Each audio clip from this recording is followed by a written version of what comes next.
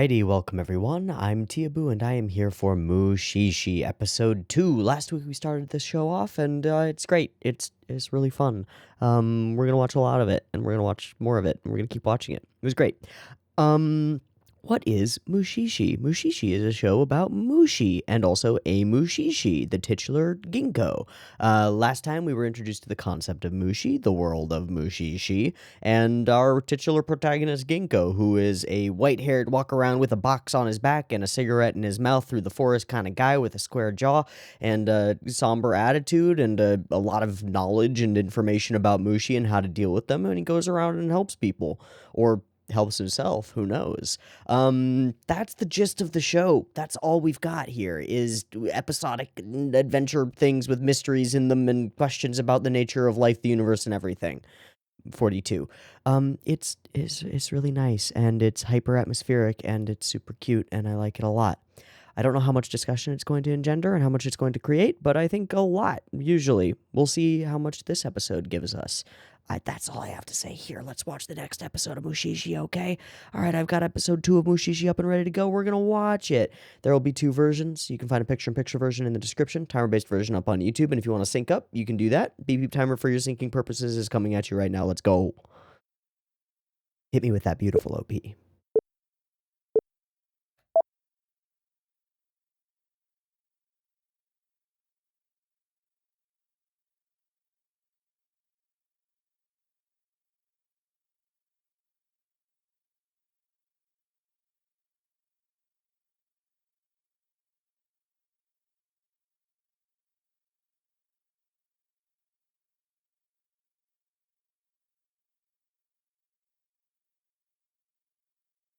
I had the wrong audio track on, sorry.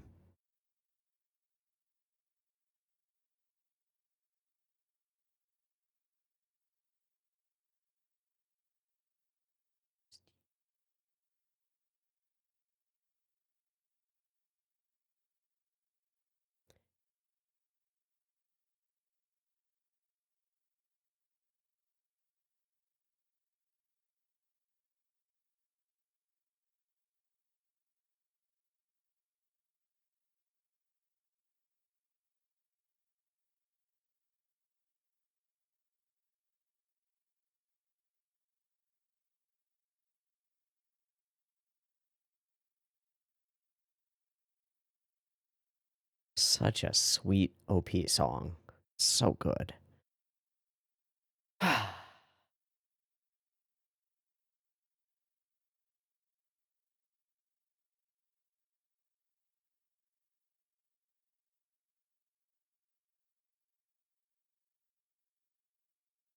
Back to the notes.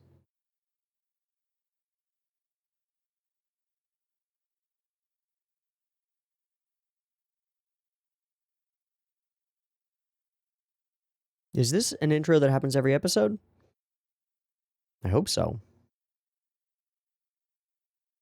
I hope so. I guess it does take us immediately to 2 minutes, so that makes sense. We'll make sure that this is a new episode. We're not just watching the same episode again. I think it's new. It's already new. Yeah, good. Wow. Oh, wow. Oh, hello, child. It's a new child. That's a big freaking door. And a dark freaking room.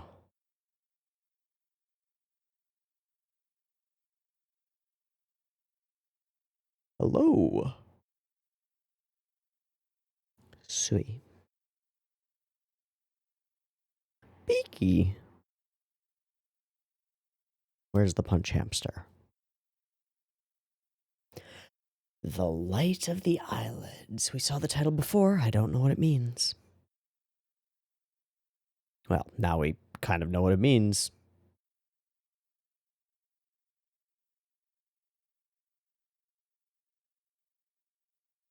Mushi?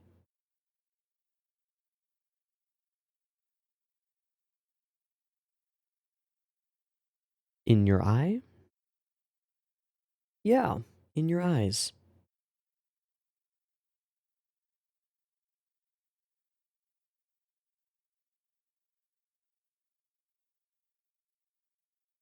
Okay. So, darkness.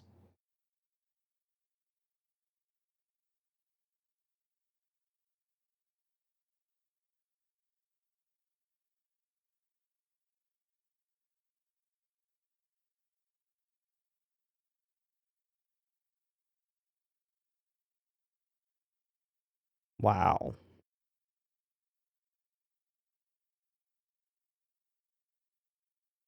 Growing distance. Mm-hmm. Abandoned for her own good.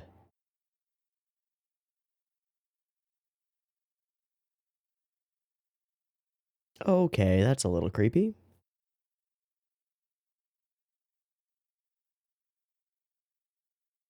Hmm.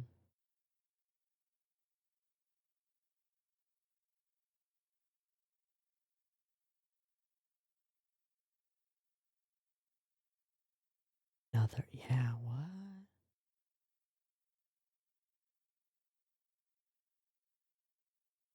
Okay. I want to close my eyes and go along with it. It's crazy.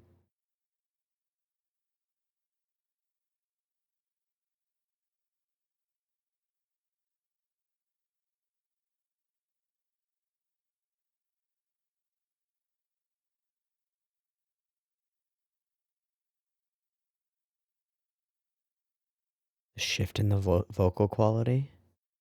That's really cool.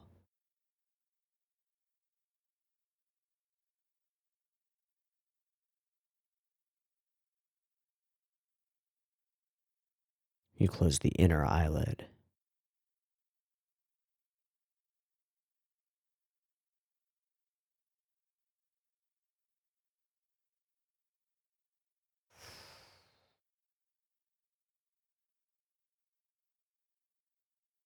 He doesn't get it, does he? Doesn't work for him. Hmm. So, oh, wonder who her voice actress is, because she sounds very familiar.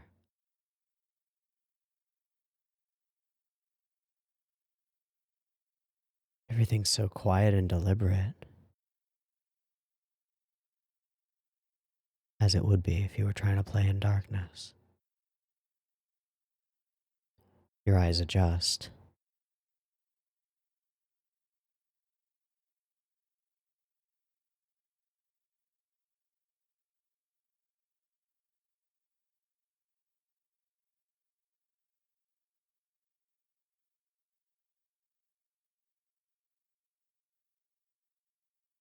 We know that's true.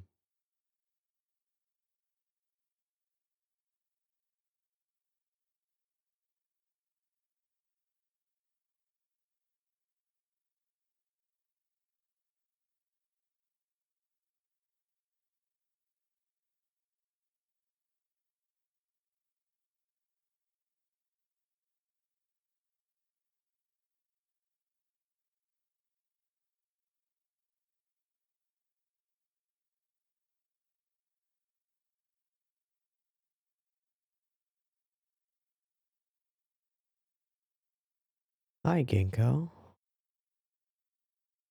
Or you'll become a part of it, perhaps? Well, that might change soon. He doesn't have one eye, right? His eye is just covered. Unless he does. I don't know. That is a fantastic use of CGI. Sort of. It's like layers on top of each other, but holy crap.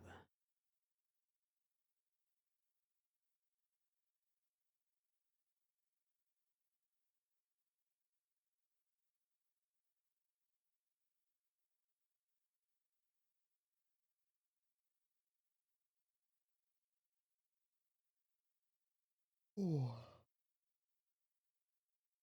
Exactly what she thinks. They're mushi.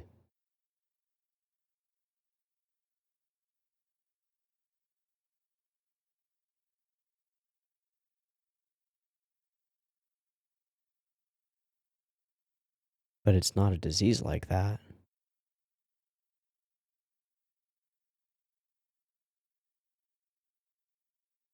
But it's not a disease like that, but they will fear anyway.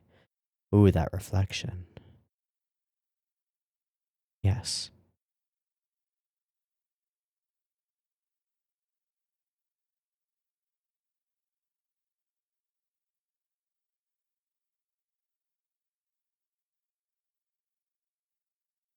What if showing him how to close it actually does cause it? Thank you, Mother. Thank you, Mother. Bigger than her own fear, but not much bigger. Not much. He will, won't he?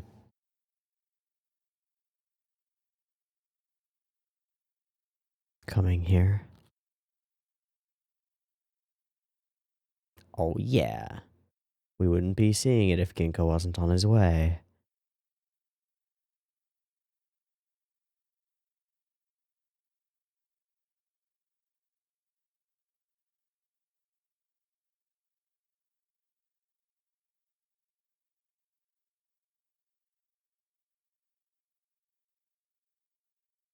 Hey. That's all we need. Yep. Gorgeous.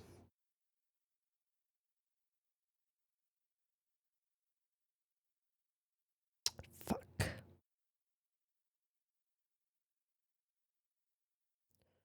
It's gotcha. It's gotcha for sure. Yeah, it's exactly what you're afraid of.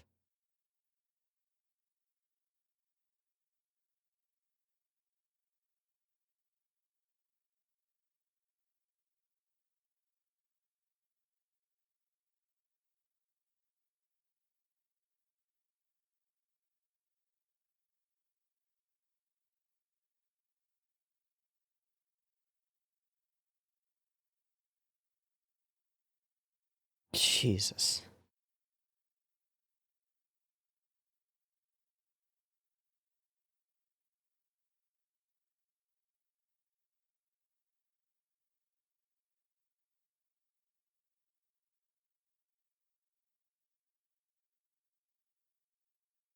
Doll's eyes. Broken eyes. And so you must be confined too. But who will come to help you both? Now that the disease has spread. Not Beaky, Ginkgo, right?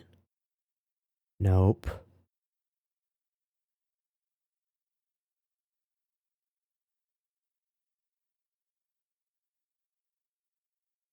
Not much bigger than her fear.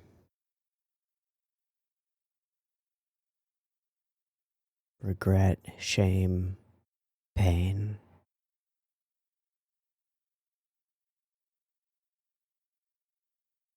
But you can't help but blame her. Oh, that's worse. Don't go to the river.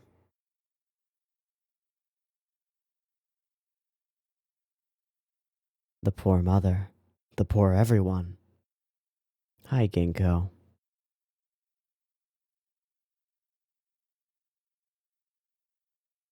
He's alright. Damn right.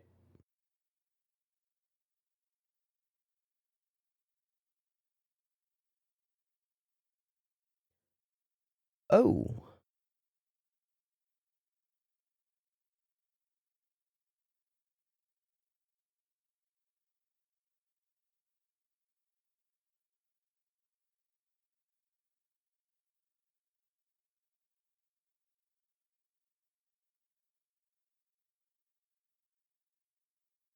Cool.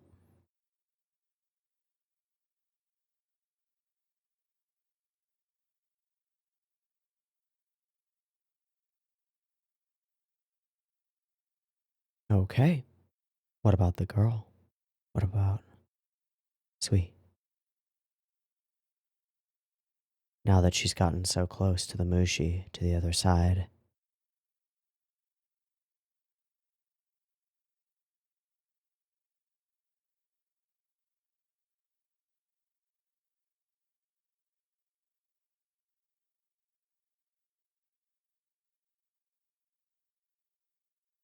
What an image. You can see, and it is bright. You're not blinded by that light.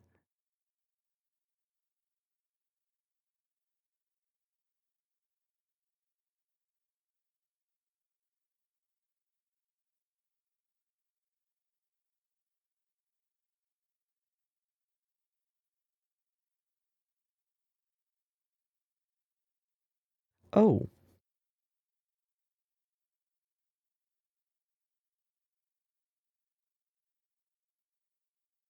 Mm-hmm. But he's not.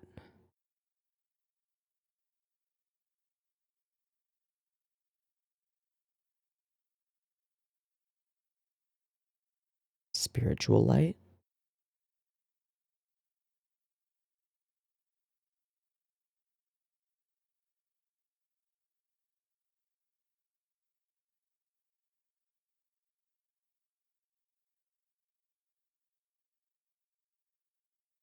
Begin with starlight?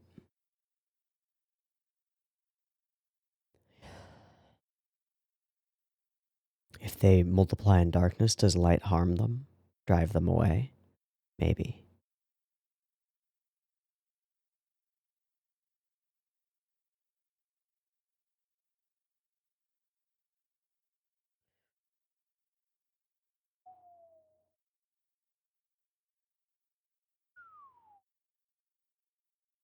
So she did tonight. So things are worse than expected.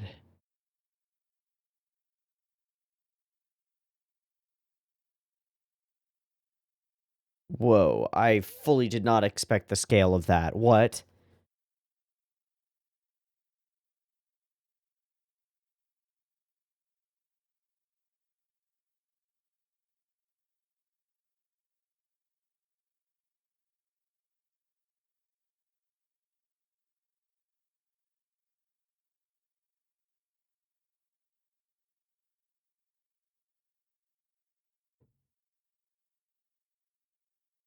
Oh.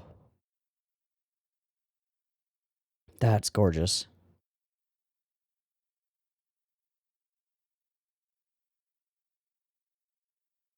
Open your eyes.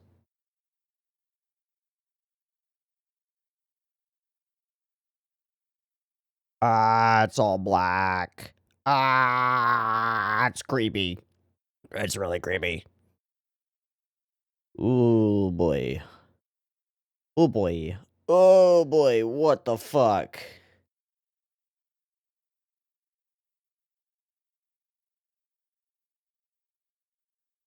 Oh.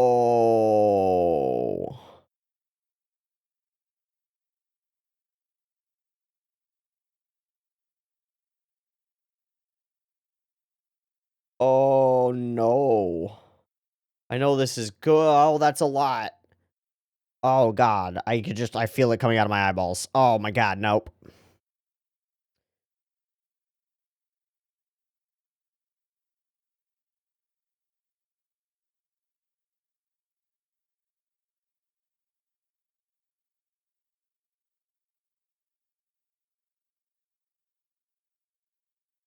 Can't. Oh. Ah! No, no, no, no, no, no, no.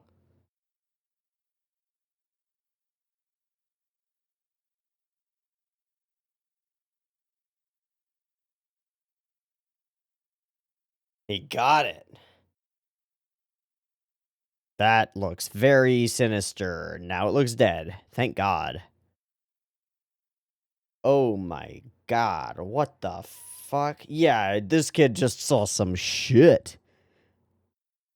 Uh-huh. And a whole lot of goopy goop. What the fuck? Still black.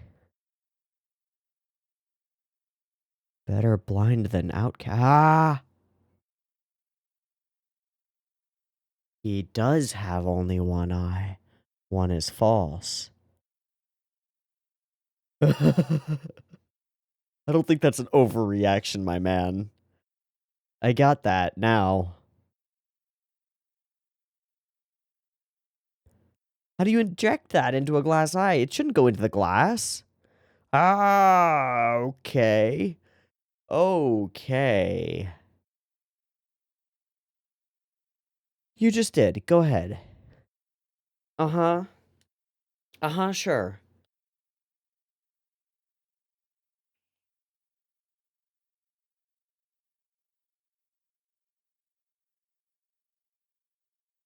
Huh?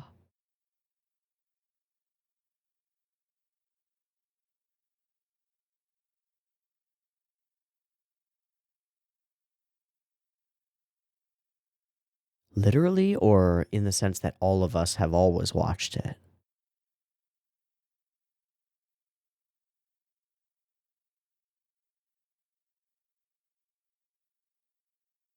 So as children.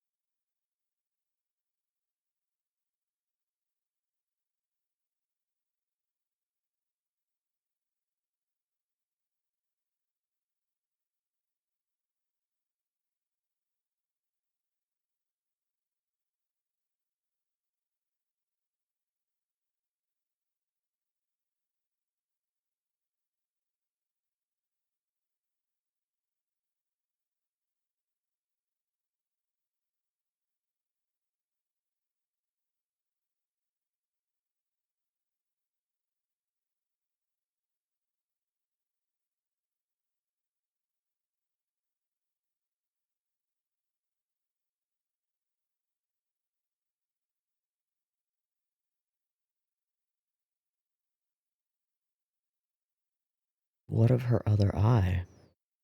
Is it just darkness?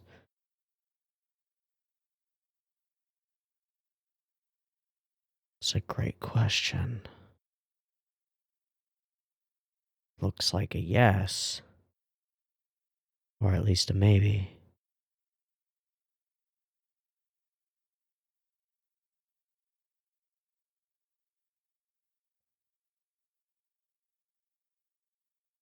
Closing his second eye.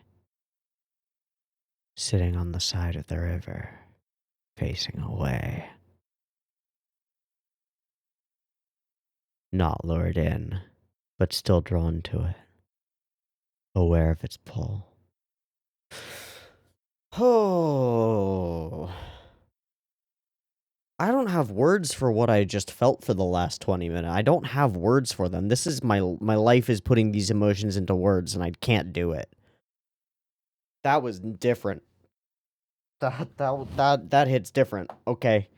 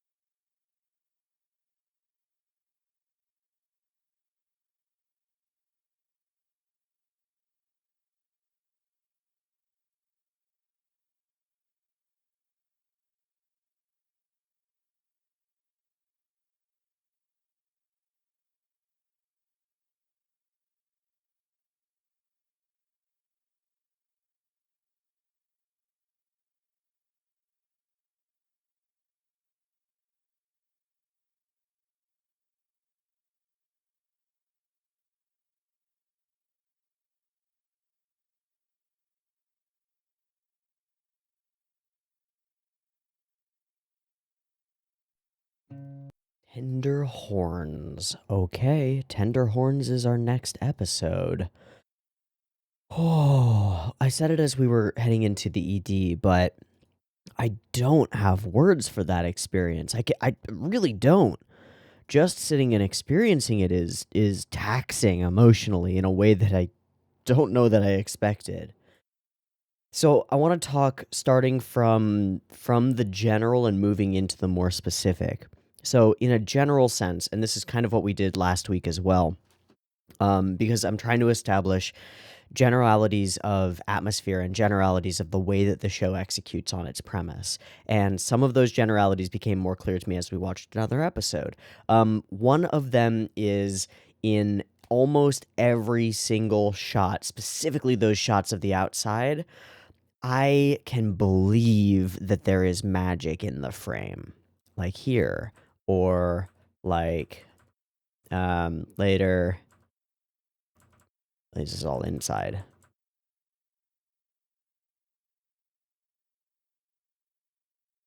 Or out here, or later when we get Ginkgo out in the moonlight, or the scenes of him approaching, the small plant that he steps on as he approaches for the first time.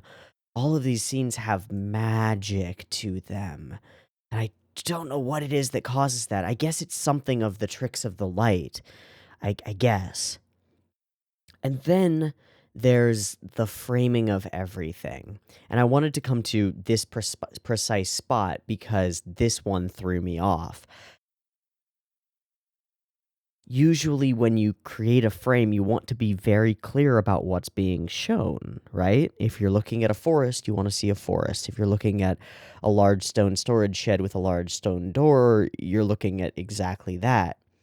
This show plays with that stuff, and this shot is exemplary for that because I looked at this shot and I thought it was a large ditch in the ground. Blink a couple times and look at it again and think of it as almost like a chasm, like a large ditch in the ground.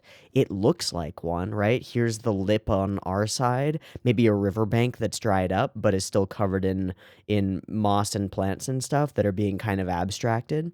That's what I saw here. I didn't see a set of steps. And so when we moments later have a foot come down, ding, it freaks me the fuck out because I thought the scale of a human was like the scale of the big toe here. Instead, this is tiny. That shift in perspective is an example of how the whole show feels. It feels like everything is zoomed in really far or zoomed out really far to the point where almost everything becomes an abstraction instead of a reality. And that is really different from the types of conveyance that we normally find in anime. Normally, anime is about efficiency. It's about convey the moment, convey the action scene as concisely and quickly as possible because you've got to cram it into a 22-minute episode, and you also have to animate it as little as possible because you don't have enough animators and you can't pay them. But, like, there's something about this moment, specifically about the almost out of body experience of seeing this one way and then having it revealed to me that it is in fact not the way that I thought it was. There's something about that that is truly magic in visual storytelling. And it is all based around my misinterpretation of a scene. But I like it. It's not like I'm sitting here going, they failed to convey what they wanted to. No, the point is there. It's a step. It's only there to be a step. But the feeling of mistaking something for something else and finding both beautiful in different ways seems like a core feel of Mushishi, doesn't it? I don't know. Maybe I'm a blithering idiot. Actually, I know that I'm a blithering idiot, and you know it too if you've been watching me long enough. But golly, there's something special about that. Okay, there are two more points that I want to make about generalities before we talk about the more specific stuff of this episode. At about 13:30, when we have her going into the River of Light, the sound, the music is so high and chimey and thin and like bits of crystal chandeliers clattering together.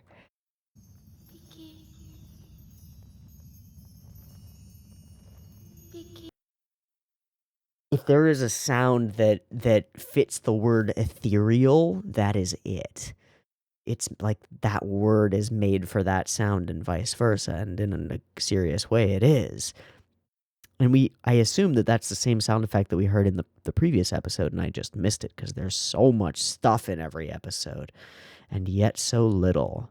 It's simultaneously a giant chasm and a tiny step.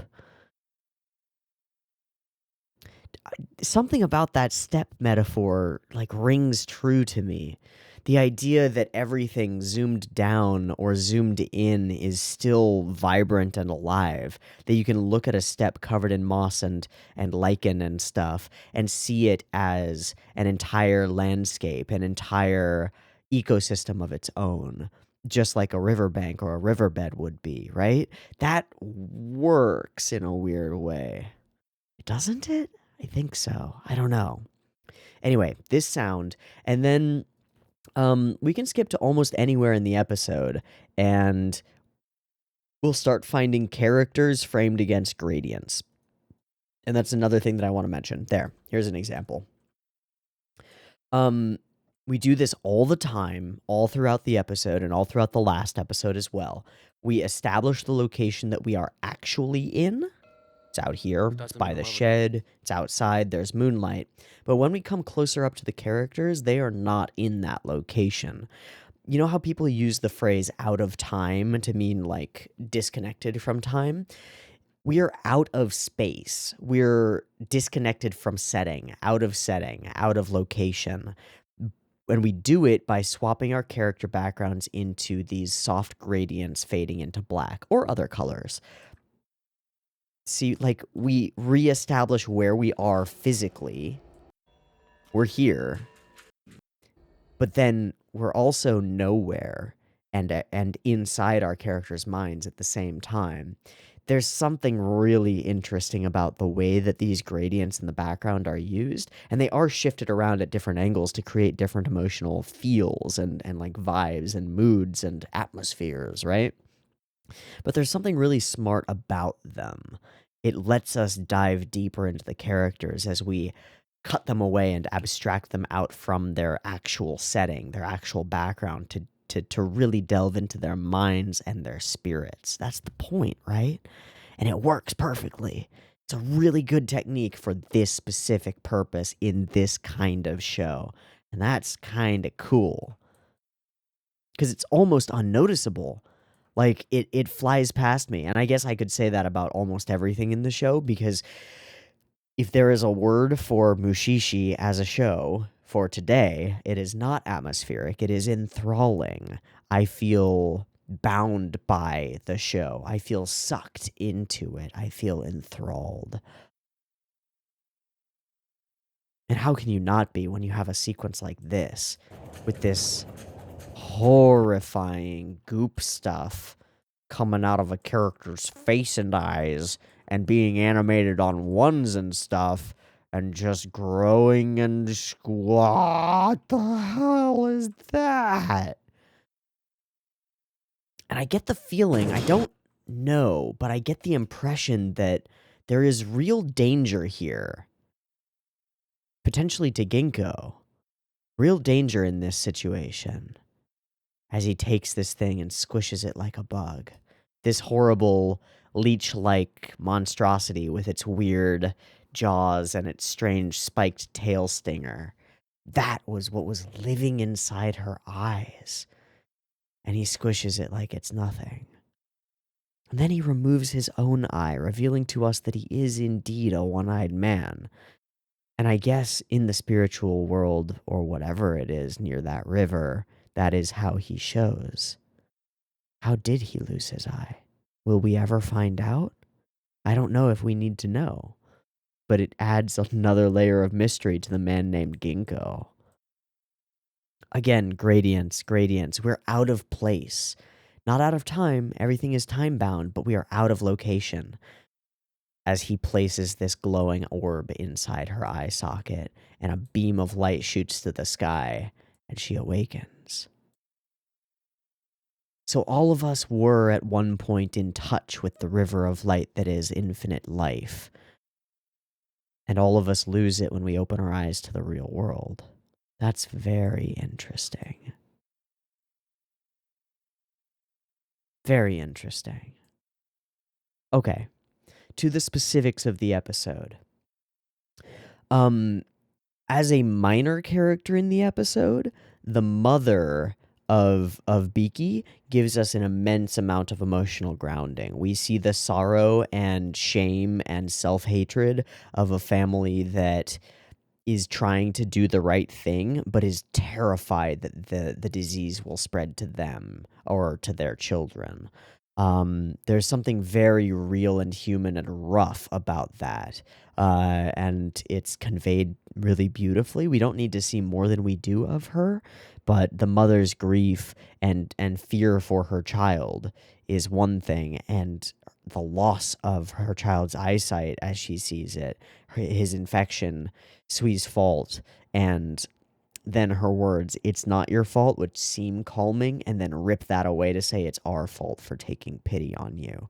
We should have just cast you out. Oh boy, how very human and how very, very painful. And Ginkgo arrives just in time to prevent it from becoming worse. He stands as a bulwark against ignorance, right? And the mother is in no way vindictive or mean or evil in any sense. She's just trying to protect her family. And yet she does a thing that is dark and hurts other people, right? Or considers doing such a thing. Wow. There's also, this is, I guess, going back to the general, but the slow deliberation of every movement throughout the episode creates this slowly building tension as things get worse, as Biki succumbs to the illness as well.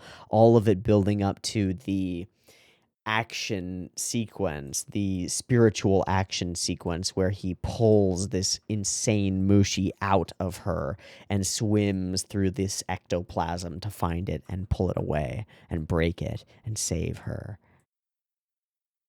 All that tension is built up by the slow, deliberate movements, them chasing each other around their little shack, and doing so ever so slowly. In the same way that we get really slow animation for a spiritual procession in certain shows, to accent every motion in this show is like that. Every step by Ginkgo, every step by either of the children, every footfall, every hand movement, every opening of the eyes, every tilt of the head is all slow and deliberate, and it makes us feel something. For me, it makes me enthralled. It makes me curious. It makes me engage. And that's really freaking cool. What a cool episode with a whole bunch of really cool visuals, from placing this orb into her face to the beacon of light that emerges once he does. To every shot as we transition into the river below, to every blink as she becomes alive again, becomes able to see again. One eye, but better than no eyes, right?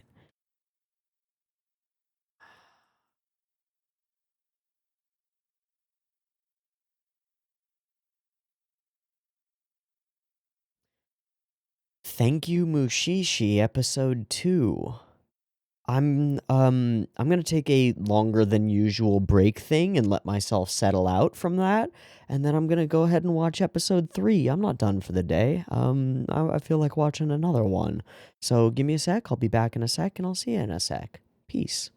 All right, welcome back. It's been a few minutes, and I think I'm back to an emotional 0, or at least as close to it as I'm gonna get in a few minutes.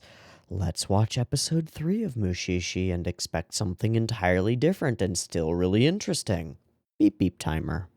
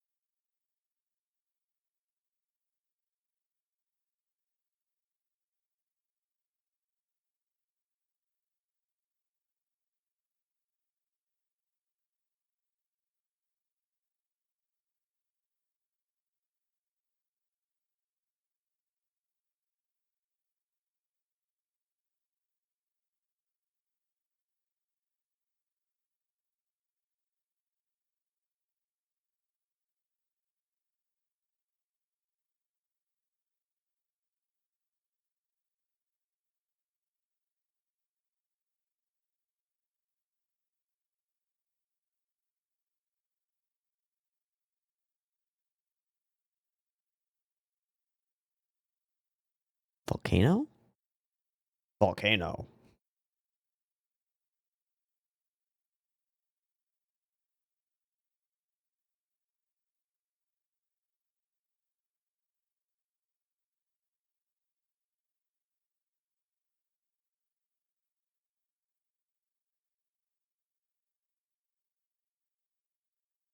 Soft horns, right?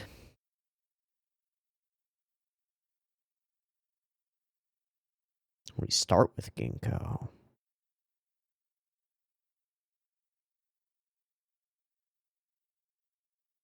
Long trek.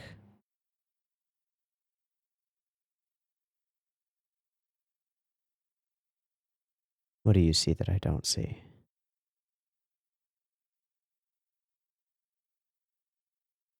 What? Oh.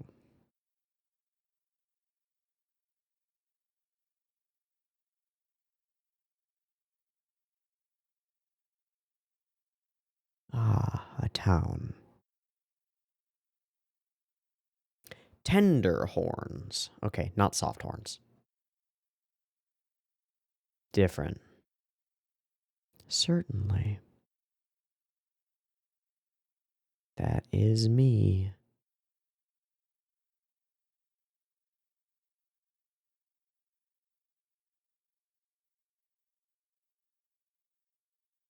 I immediately like her.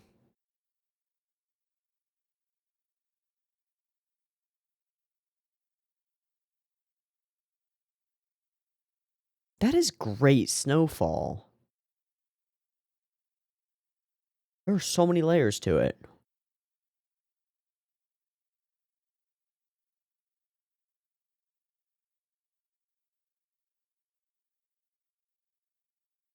Helping to diagnose. Because it's mushi.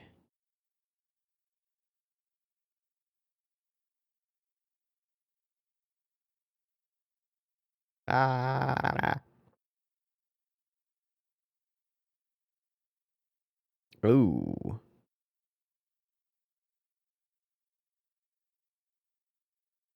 No surprise there. Huh. Huh. Making it silent. Oh.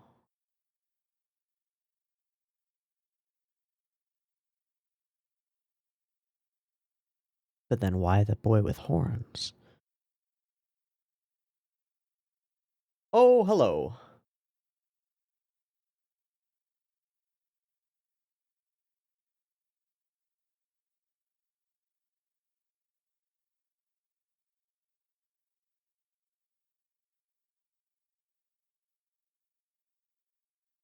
Mm-hmm. Okay.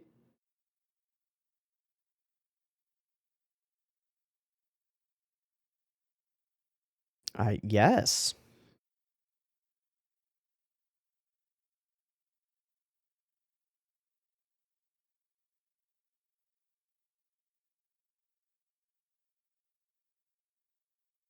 It just sits in there consuming the sound. I can't help but think of the babblefish.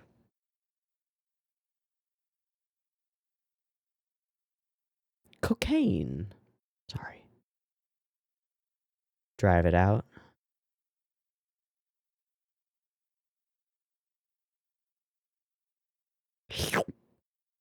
Bye. Saltwater?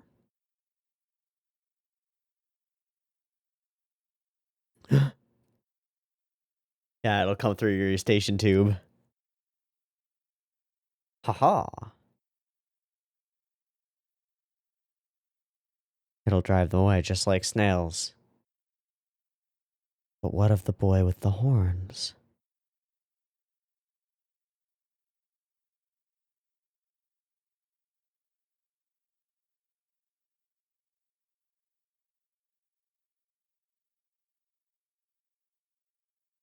And it's a very different case, I think.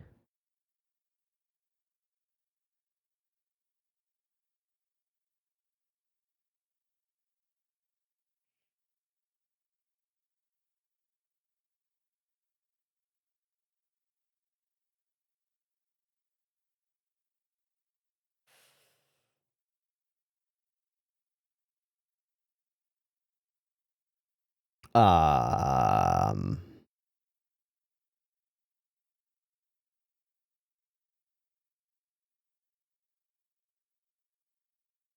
That seems like a lot of mushi-shi, or mushi. Wow, totally nothing.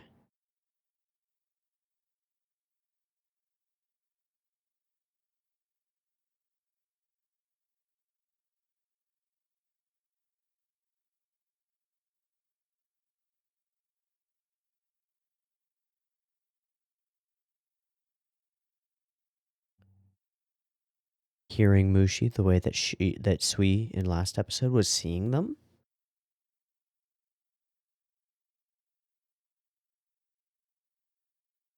But not our voices.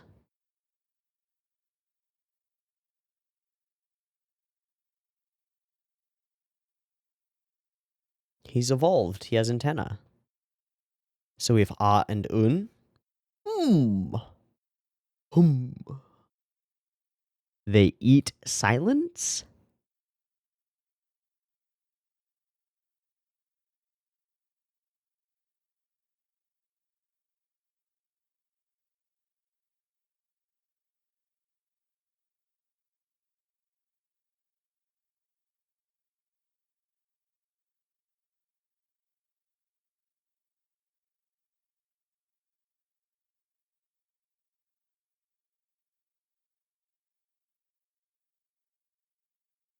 So we're in new territory.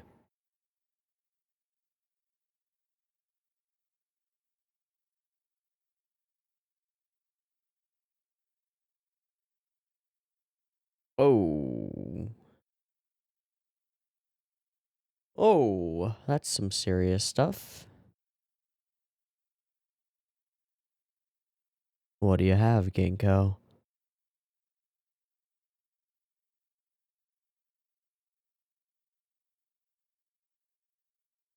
Alright, let's save a kid.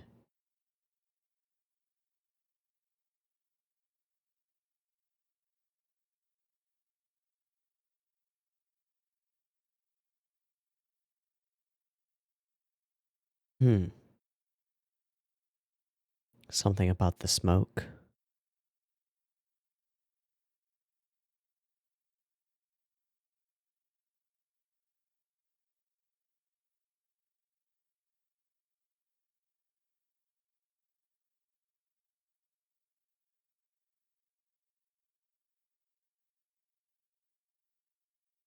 Is that why part of why he always smokes?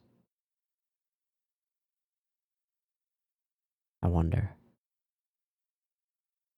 Sure. Sure.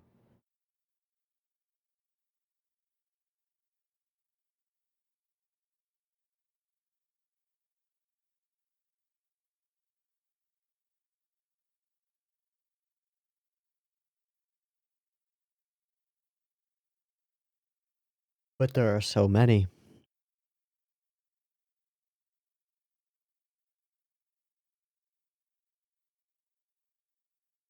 Infinite noise.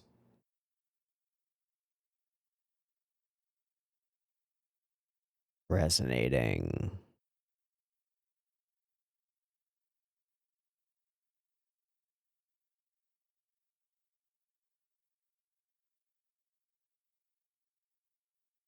So he is evolving antenna.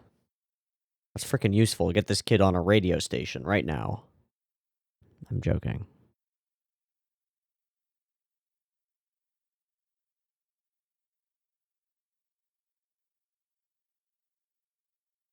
So no silence for them to consume. Hmm.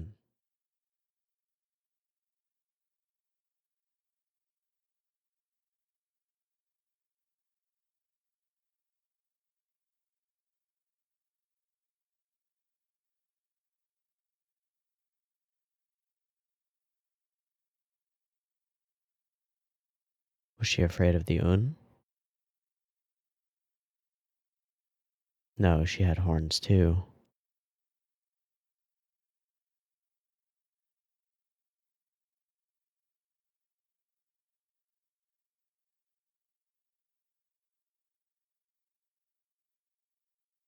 those hands.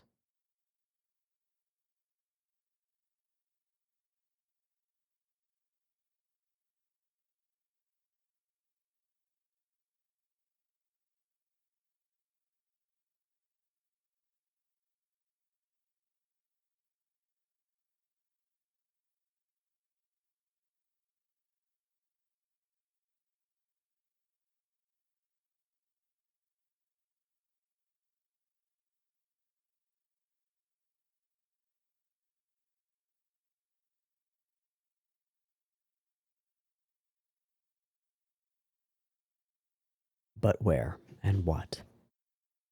And how do we find it? Hmm.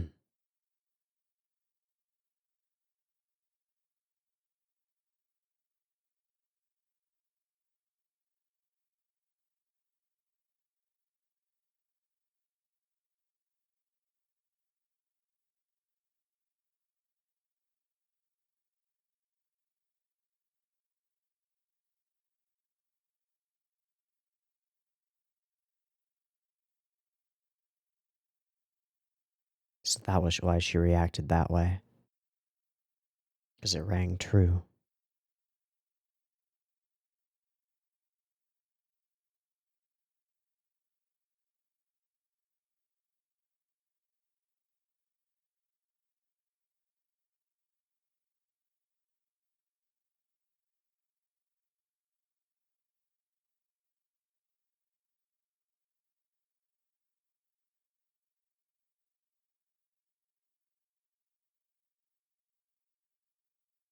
Better fear than emptiness?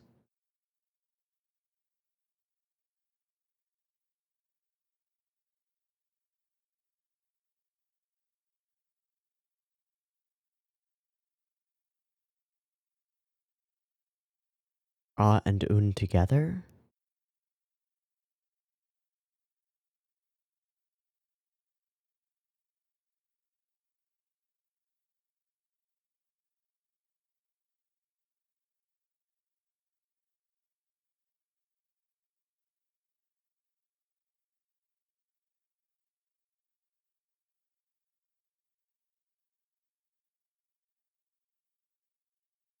Right.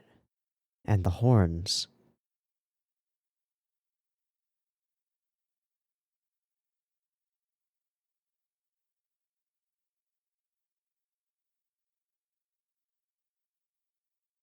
Huh? Uh-huh.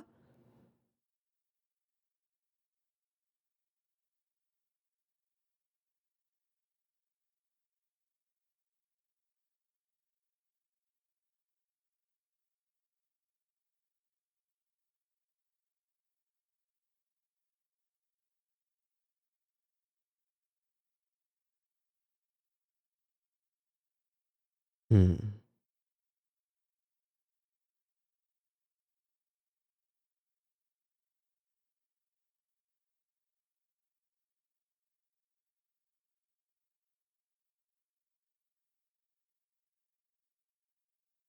Must be very frightening. Must be.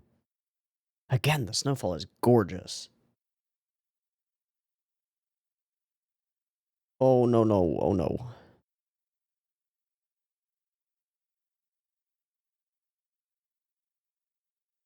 Yeah, you didn't stop him? Yeah. Hey. Gorgeous. Magical.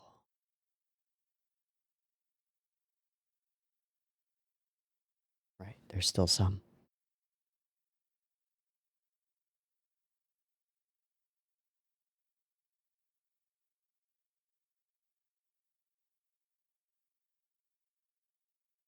But true silence.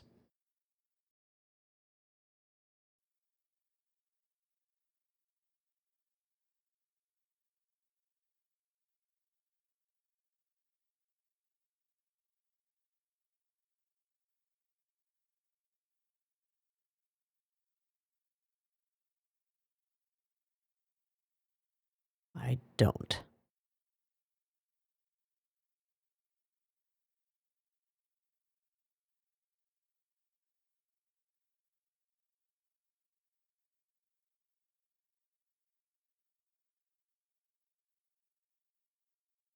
with the snowfall.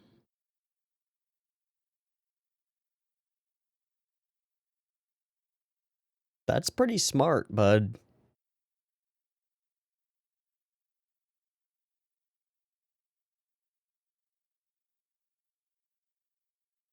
Check your forehead. Oh. Or not. Or that. Cover them ears.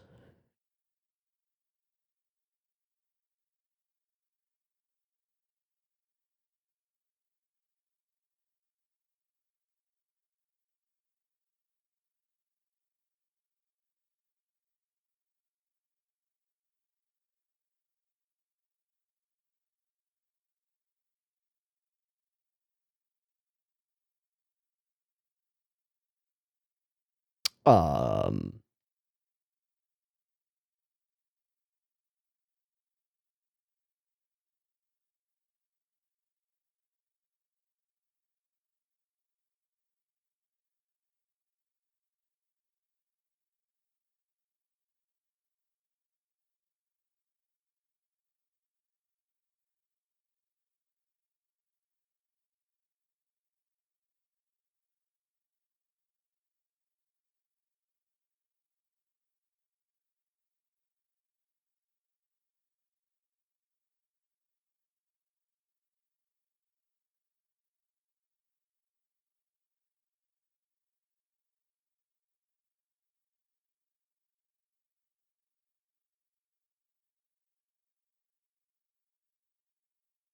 Hmm.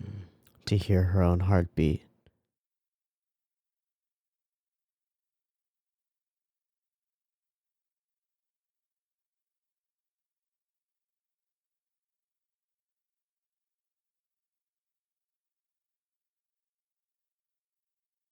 Huh.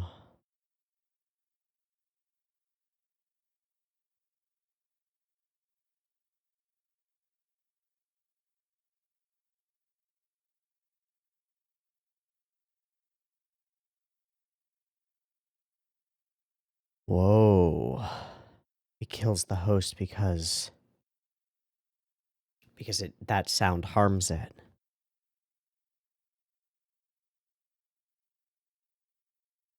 She was fighting it off.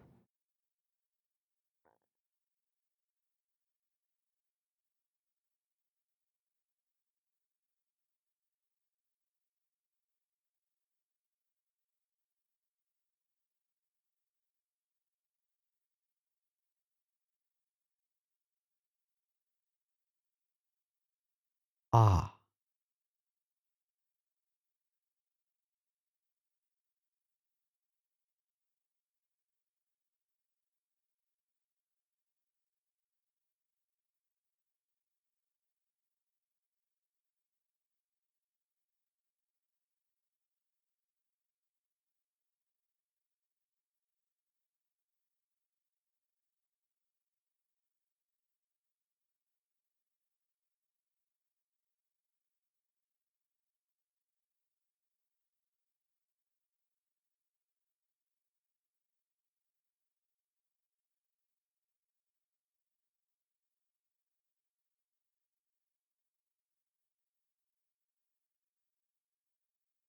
Whoa.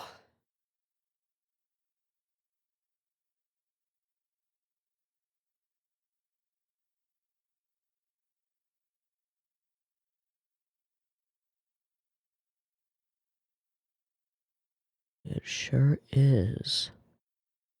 What? Oh. I That's some weird stuff. Grind it up, make it into a potion of some kind. Hell yeah. Wonder if we'll ever see those used for something in the future.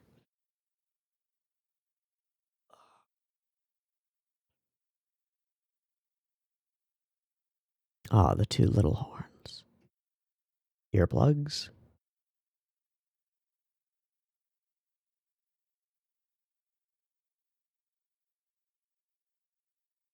Because you're no longer hearing that overlay of sound. Hmm.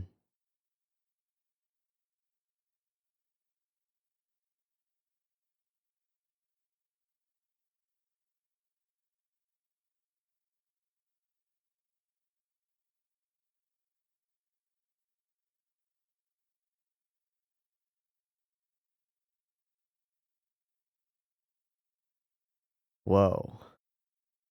One sec.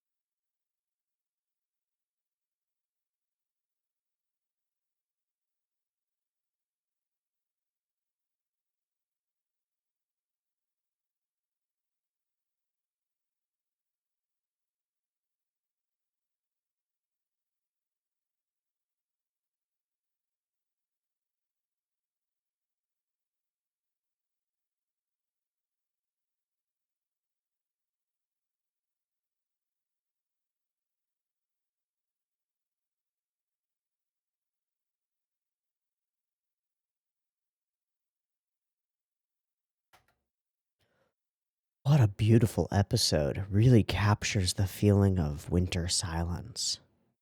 Okay, I gotta go. I'll be right back. Okay, I'm back. It's only like 15 seconds later. We're dragging some stuff up the stairs, and I thought it was a knock, but it wasn't. Capturing the feeling of winter silence. Okay, I feel like I need to watch this section in the cave again. So I'm going to do that. Ah's weakness is the noise that other creatures make as they live. So it tries to erase the body's sound. And that's what causes the death of the person. Not weakness of spirit, but the sapping of spirit by the parasite, because the sound of the body's own living drives it mad or makes it uncomfortable. And so it tries to erase it. The thing that I was trying to figure out was why it's another person's hands on your ears that causes it to explode. And I guess the answer is because it has a defense mechanism against your own body's sound. It tries to drive them away. But someone else putting their hands over your ears creates that rushing.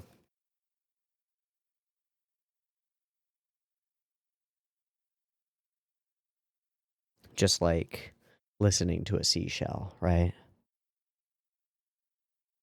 How do you write a story around such a simple phenomenon and turn it so interesting? I don't know. That's amazing.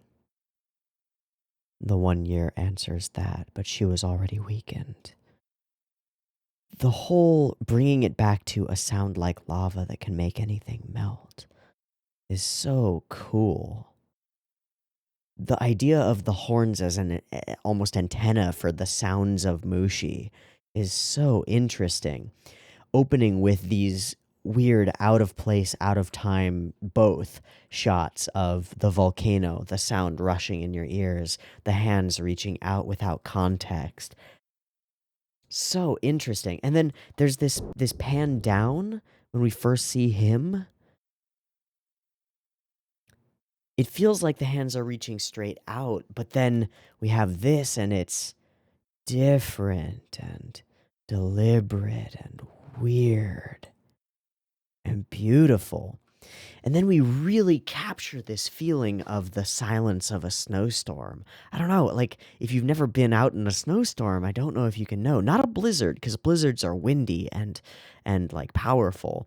And not even a snowstorm, just a night of falling snow. Everything is muffled by it. Everything is quiet. They capture it so well in the cave sequence, and through here when Ginkgo loses his ability to hear Maho's voice here.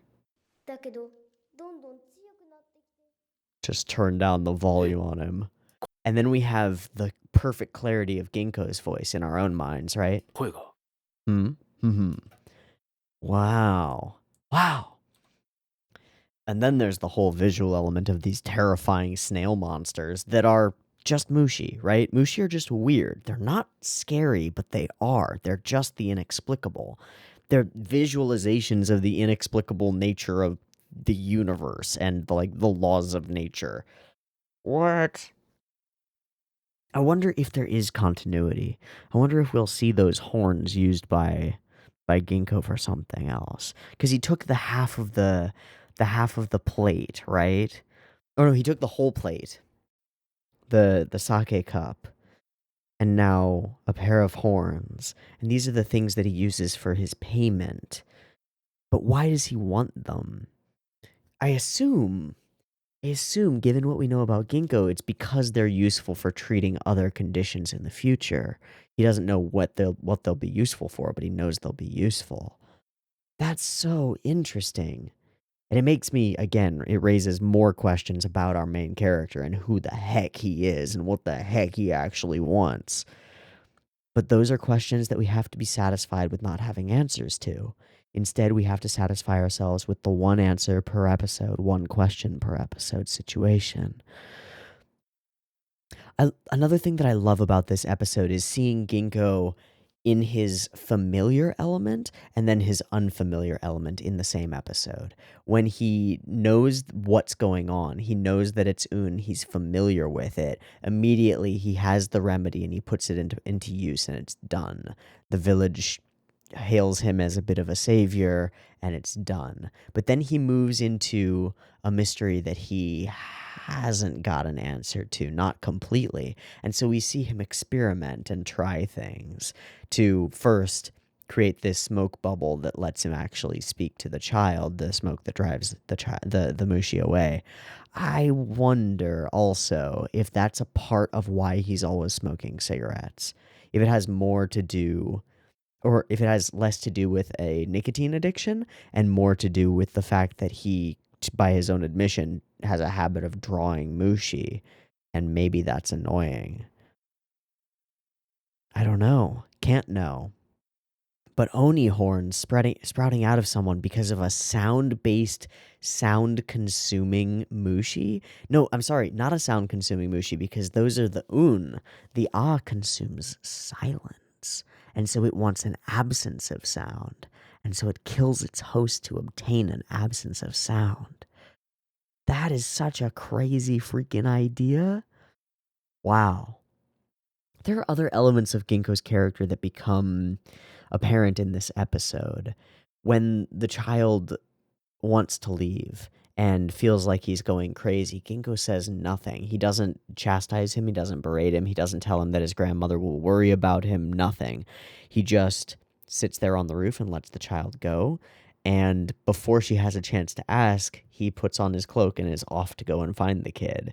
He's letting people go their own way and follow their own path up until the point where he needs to help, and then he steps in and does. And he does exactly what he needs to. Really interesting where he draws lines and like what he sees his own purpose as being.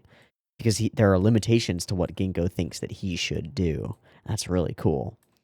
There are also just tons of really evocative scenes, like kid wanders out into blinding snowstorm. Quite a scene. We've been seen this shot in other things or things very similar to it. There are a couple of examples in Vikings, Thorfinn, Vinland Saga. Took me a second. A couple examples like it in Vinland Saga. That's a walk away into death and never come back shot, is what I would call that shot of kid walking out into blinding snowstorm. But Ginkgo lets him go and then goes after him. Production-wise, these shots of forest and snow and landscape, the focus on small things like a foot sinking into freshly dropped, like unpacked snow, the obscurity of everything mangled and mishmashed of dead branches and dead trees or hibernating trees, and the layers and layers and layers of snowfall that blanket every scene with snow falling in them. So here, here's one with Ginkgo in it, and how many layers of snowfall effect are on here? There are at least a couple back behind the trees, and then one in the very foreground, and then at least a couple between the foreground and the trees. It creates a feeling of a real, constant, complete three-dimensional snowstorm in a way that I've rarely seen in most anime. Most of the time when it's rain or snow, we put a couple of shoddy layers on there and call it a day. This goes for it because it's a part of the system of of sound and motion and thought and feeling and existence in a place that we're going for. And so we want to evoke it perfectly, and they do. Okay, super different in every way is Mushishi. It's super different in every way. The priorities of what this story is trying to tell are different. The way that it tries to address mysteries with this slow, subtle build and this curious, inexplicable way of explaining its answers is it's just unique. And it's beautiful. I've never seen anything like it. And even it is not like itself.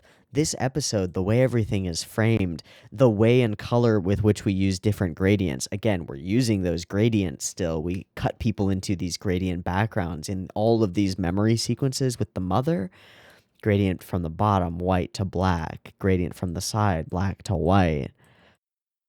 This is a place, this memory is a thing that happened in one of these dark rooms, right? She was inside a room on her futon when this happened, but instead this is a memory that's distant from those things, and so it is in a blank white, slightly gradiented out space, an ethereal realm that does not exist except in the mind of Maho as he remembers this memory. What the fuck? What is that? To hell with actually expressing real places when you can express real emotions. That's what it's all about, right? Is trying to convey emotional weight to people and using the storyline as a way to produce that. And we do it. It's the priority beyond expressing what really happens or what people really do or say. It's what people feel, and we nail it in every episode with every character. In last episode with Biki and his compassion and care and love for Sui. Sui and her fear that her disease might spread, her fear of herself, her existence in the darkness, and her soft sweetness and legitimate childish wonder and like being okay with her own existence, to the mother who hurts and fears and pushes past it but not far past it. All of that is expressed brilliantly, and all of these characters are deeply alive. The only one who remains truly a mystery to us, whose soul is not laid bare to us, is that one right there. The man with the white hair, the cigarette, the single eye, the box of different trinkets and baubles and herbs and powders that he carries around with him, and the brain filled with all the knowledge of anyone on Mushi. Who is he? We don't get to know. We never get to be inside Ginkgo's mind. Not really. We get a sequence in this episode where we're inside his mind as he's thinking, but it's only to demonstrate that he's losing his hearing in that moment, right? As the sound is being eaten by the Un from above. We don't get to know Ginkgo. He serves as our POV character, and yet we don't know his perspective. We just know his actions. Unlike every other character that we've met so far, the grandmother, the child, the mother who is already dead, we feel all of them. We get to experience with all of them. But Ginkgo, we just get to watch. What's up with that, huh? What's up with that, huh? That's really interesting. Okay. Another really fascinating episode of Mushishi. This show makes me think in ways that I didn't think I could think. Does that make sense? I don't think it does, but I'm still thinking. I don't know what I just said. No, but this show makes me think in ways that I didn't think I can think. I think is an accurate statement. Like when I think of shows with powerful atmosphere, and I remove Mushishi from the equation, I guess I think of something like Eurocamp, and then the atmosphere is friendship, association, companionship, and then small, instant, well-built-up experiences of grand landscapes. That's the whole of Eurocamp's experiential atmosphere. Mushishi, every second is atmosphere, is the creation of feeling, of being. Not necessarily in a place, but in a state. And it's fluid. I cannot wrap my head around this show. I cannot do it. How can so little happen while so much is happening? How can I feel so much about so little? How can so much beauty be in the show, and yet all of it serves as set dressing and background to create this emotional feeling? I tried really hard not to use the word atmosphere again. It's so far beyond what I can express by just saying this is a cool show or this is good, because it's completely different. It comes at animation and the 24-minute episode like structure from a completely different direction than anything else that I've ever seen. Anything else. Natsume is probably the closest because of the episodic, spiritually driven narratives, and it's completely and utterly different. Utterly different. The mysteries in Natsume are barely mysteries compared to this. I'm sorry to jump into comparative analysis, but there is nothing like this in the world that I'm aware of. What gets, okay, on say Mal or ANN or any list, what gets recommended when you go Mushishi as like similar shows? Natsume. Hotarubi no Morie, which is by I believe by the same author as Natsume. Mononoke, the medicine seller, which is super different and horrifying. Holic, which I haven't seen. Kino no Tabi. Yeah, that's one that nails it. But that is not hitting individual emotional weight. It's hitting societal problems and societal issues. And I haven't seen the new one, and I probably won't see the new one. But I have seen the older one, and I think that actually does track. That does work. Bartender. Just from what I've heard about Bartender, that makes sense. As someone who just is within the story and experiences other people's stories. Spice and Wolf, not even close. Bakemonogatari, not at all. No, not at all. I guess that the helping people with supernatural problems element for sure. Natsume Kino no Tabi, somewhere in the middle, there is truth there. But as I look through these recommendations, it becomes more clear to me that it's no. Nothing is like this. Nothing's even close. The journey, the discovery, the emotional content, the brilliance of the direction and the editing and the way that everything is put together and the way that it flows into mystery. The setups at the beginning of each episode and how different they are. We had one episode where we don't even see Gin for like 5-7 minutes into the episode, and another where we open with him entering a location, and yet it doesn't matter. We know that he'll show up wherever we're looking, and we know that there's a Mushi issue going on there. And yet, it still feels fresh. I know we're only 3 episodes in, so of course it feels fresh, but I can imagine another 10 episodes like this that would still feel fresh, and another 10 after that, and it would still feel unique and different and weird and curious and mysterious and powerful and filled with wonder.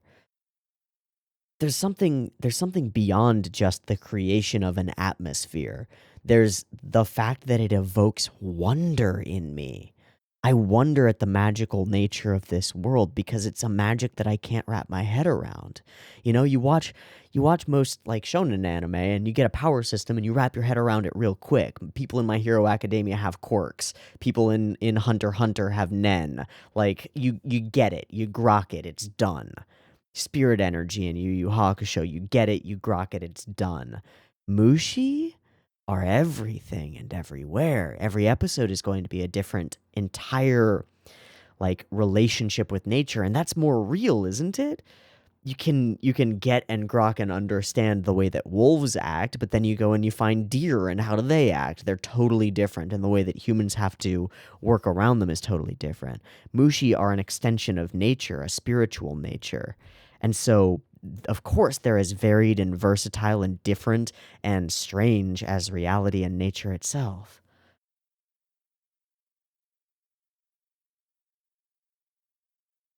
Why is it so good? I don't know. I think the only way to find out is to watch more. And I think I'm done for the day because those were some pretty cool episodes that did a lot. Okay, I guess I have to wrap. I want to say more, but I know that I'm just going to rehash the same things that I've said in the last few minutes. Fascinating episodes, great stories, weird stories that don't make a lick of sense until they all click together and then they make perfect sense. Direction and production are top tier despite being so slow and so minimalist. They're meant to be, obviously meant to be. This show is like nothing I've ever seen, and I cannot wait to watch more. Next week, we will do exactly that. I've been Teeaboo. This has been Mushishi episodes 2 and 3. I hope you've enjoyed them anywhere near as much as I have, because I'm kind of stunned by how great these episodes continue to be. They're fascinating and they're fantastic. I hope to catch you next week for some more episodes. I'll see you there. Peace.